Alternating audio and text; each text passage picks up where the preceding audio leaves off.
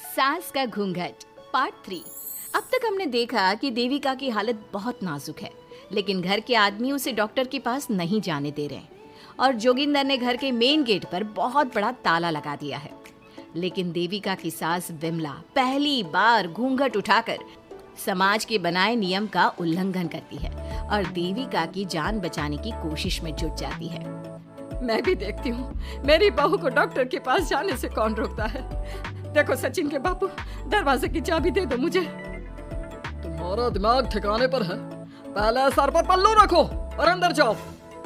आज तक मैंने आपका हर गलत फैसला सर झुकाकर स्वीकार कर लिया, लेकिन आज मैं आपकी एक बात नहीं सुनूंगी। मुझे मेरी बहू की किसी भी कीमत पर जान बचानी है। मुझे चाबी दे दीजिए। पिताजी, माँ ठीक बोल रही है, चाबी दे दीजिए ना, नहीं तो देविका नहीं बचेगी। देविका मरती है तो मर जाए, लेकिन यह दरवाजा नहीं खुलेगा। तुम सारी औरतों को इस देविका नाम की बीमारी ने पागल कर दिया है और इस बीमारी का अच्छी तरह से इलाज करना आता है मुझे। वीना बेटी, सुजाता बहू, जाओ अंदर से देविका को लेकर आओ।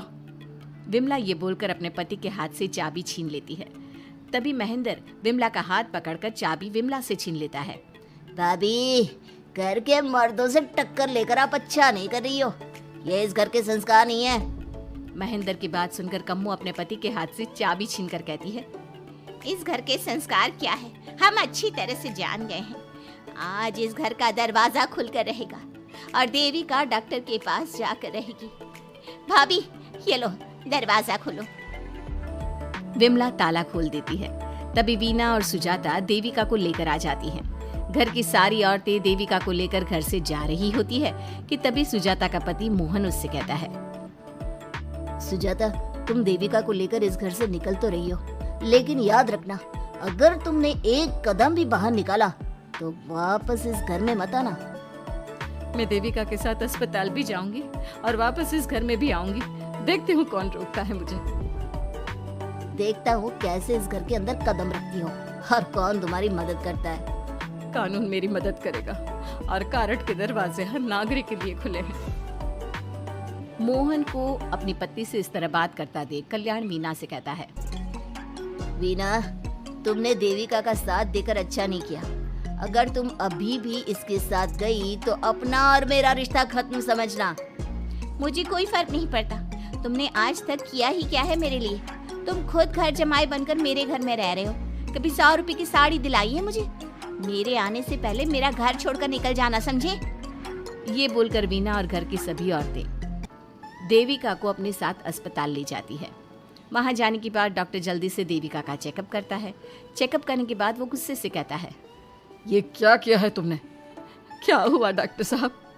आपकी बहू की इतनी ज्यादा हालत खराब है और उन्हें चोट भी लगी है, फिर भी आपने उन्हें हॉस्पिटल लाने में इतना लेट कर दिया।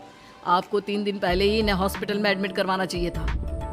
हमसे गलती हो गई डॉक्टर साहब, लेकिन आप जल्दी कुछ करिए। हमारी बहू और उसके बच्चे को बचा लीजिए। देखिए, अभी कुछ भी कह पाना मुश्किल है। हम माँ और बच्चे में से किसी एक को ही बचा सकते हैं। आप सोच लो किसे बचाना है।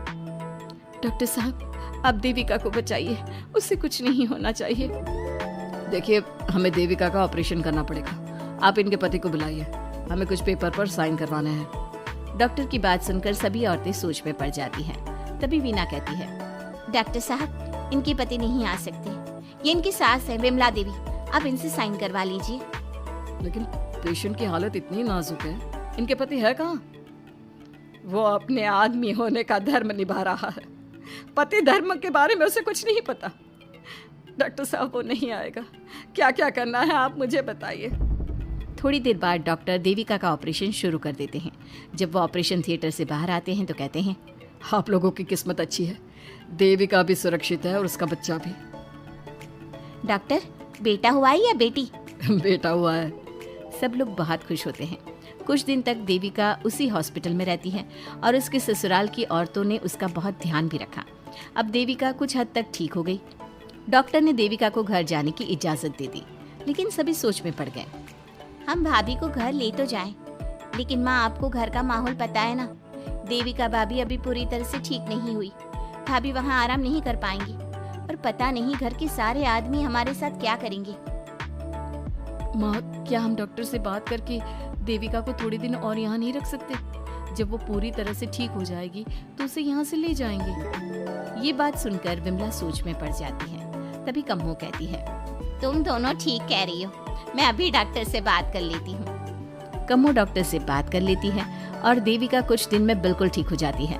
देविका अपने बच्चे को गोद में लिए बाकी औरतों के साथ अपने ससुराल जाती है, लेकिन घर के सभी आदमी उन्हें दरवाजे पर ही रोक देते हैं। खबरदार, तुम में से कोई भी औरत अगर घर के भीतर घुसी, अगर तुम घर में कदम रखोगी तो घर अपवित्र हो जाएगा। घर हमारे कदम रखने से अपवित्र नहीं होगा, बल्कि आपकी गंदी सोच की वजह से घर क्या, अरे पूरा समाज अपवित्र हो रहा है। सुजाता, मैंने मना किया था ना घर से बाहर जाने के लिए। अब एक काम कर, जैसे यहाँ आई है वैसे ही यहाँ से सीधा अपने मायके लौट जा। क्यों जी, क्यों चली जाऊँ मैं अपने मायके? मैं जब तक चाहूँ यहाँ रह सकती हूँ। अगर आपने मुझे इस घर में आने से रोका तो मैं आपकी पुलिस में शिकायत कर दूंगी। वीना, इन सब की तरह तुम्हारा भी दिमाग खराब हो गया है। अब मैं तुम्हें बिल्कुल बर्दाश्त नहीं करूँगा। तुम्हें ऐसी सज़ा दूंगा कि तुम याद रखोगी।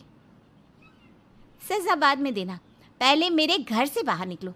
खुद पूरी जिंदगी में एक घर नहीं खरीद पाए और मुझे सबक सिखाने की बात बोल रहे हो। देखो वीना, तुम इस घर की बेटी ज़रूर हो, लेकिन कल्याण इस घर में ही रहेगा। उसने बहुत कुछ किया है इस घर के लिए, लेकिन तुम अब यहाँ नहीं रह सकती। क्यों नहीं रह सकती? इस घर पर मेरा उतना ही हक है जितना सचिन का।